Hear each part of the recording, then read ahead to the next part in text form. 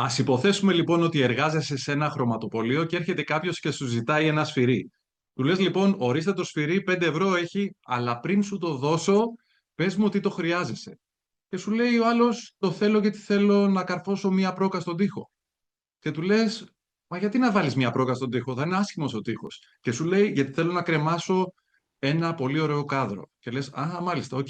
Λοιπόν, ορίστε το σφυρί, είναι 5 ευρώ, αλλά αν θέλεις σου έχω και μία δεύτερη ευκαιρία. Μπορείς να χτυπήσεις το κουδούνι στο γείτονά σου και να του πεις αν έχει σφυρί. Και να σου πει, ορίστε το σφυρί δωρεάν και να κάνεις εντελώς δωρεάν την τρύπα στον τοίχο.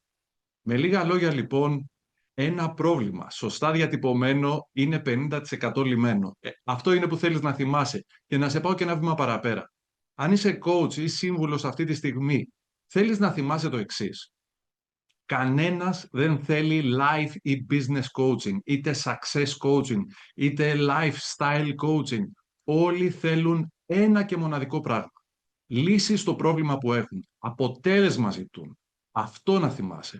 Και όταν προέρχεσαι από εκεί, ξέρεις πολύ καλά πώς μπορείς να τους οδηγήσεις στη λύση που εσύ προσφέρεις, γιατί το μόνο που έχεις να κάνεις από εδώ και στο εξής είναι να τους βοηθήσεις να πιστέψουν πρώτον σε σένα, δεύτερον στη λύση, στο προϊόν ή την υπηρεσία σου και τρίτον στον εαυτό τους.